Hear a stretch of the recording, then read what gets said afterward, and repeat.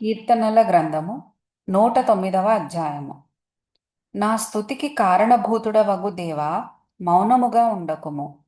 నన్ను చెరపవలెనని భక్తిహీనులు కపటము గల తమ నోరు తెరచియున్నారు.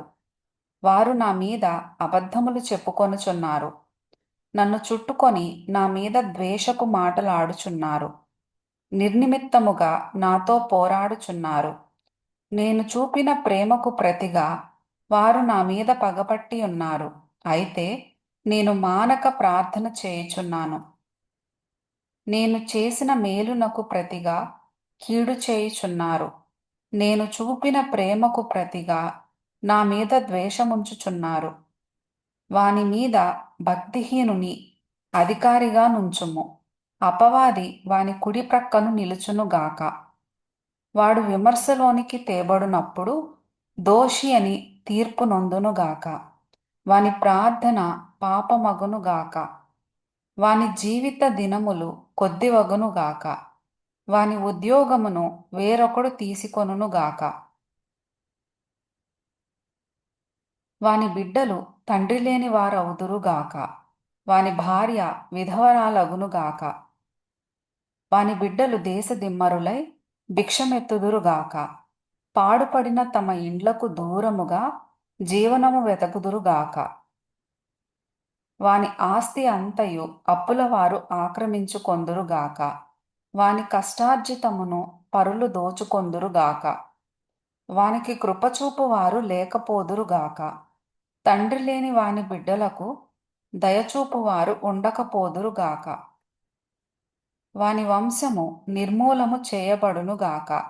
వచ్చు తరమునందు వారి పేరు మాసిపోవునుగాక. వాని పితరుల దోషము యెహోవా జ్ఞాపకములో నుంచుకొనుగాక. వాని తల్లి పాపము తుడుపు పెట్టబడకయుండునుగాక. ఆయన వారి జ్ఞాపకమును భూమి మీద నుండి కొట్టివేయునట్లు ఆ పాపములు నిత్యము యెహోవా సన్నిధిని కనబడుచుండునుగాక. ఏలయనగా కృపచూపవలెనన్న మాట మరచి శ్రమనొందిన వానిని, దరిద్రుని, నలిగిన హృదయము గలవానిని చంపవలెనని వాడు అతని తరిమెను. శపించుట వానికి ప్రీతి గనుక అది వాని మీదికి వచ్చియున్నది. దీవెనయందు వానికిష్టము లేదు గనుక అది వానికి దూరమాయెను. తాను పైబట్ట వేసికొనున్నట్లు వాడు శాపము ధరించెను. అది నీళ్ల వలె వాని కడుపులో చొచ్చియున్నది. తైలము వలె వాని ఎముకలలో చేరియున్నది. తాను కప్పుకొను వస్త్రము వలెను, తాను నిత్యము కట్టుకొను నడికట్టు వలెను అది వానిని వదలకుండునుగాక. నా విరోధులకు, నా ప్రాణమునకు విరోధముగా మాటలాడు వారికి ఇదే యెహోవా వలన కలుగు ప్రతికారము. యెహోవా, ప్రభువా, నీ నామమును బట్టి నాకు సహాయము చేయుము. నీ కృప ఉత్తమమైనది గనుక నన్ను విడిపింపుము. నేను దీనదరిద్రుడను, నా హృదయము నాలో గుచ్చబడి ఉన్నది.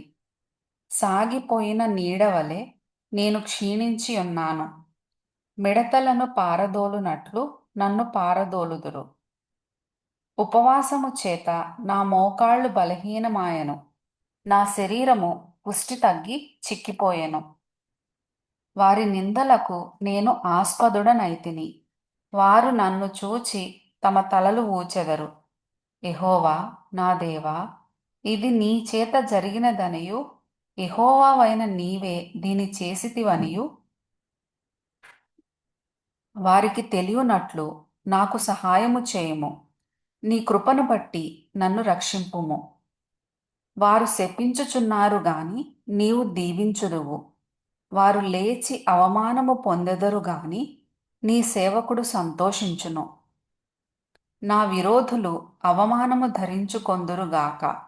తమ సిగ్గునే నిలువుటంగి వలె కప్పుకొందురుగాక. నా నోటితో నేను యెహోవాకు కృతజ్ఞతాస్తుతులు మెండుగా చెల్లించెదను. అనేకుల మధ్యను నేను ఆయనను స్తుతించెదను. దరిద్రుని ప్రాణమును విమర్శకు లోపరచు వారి చేతిలో నుండి అతని రక్షించుటకై యెహోవా అతని కుడి ప్రక్కను నిలుచుచున్నాడు.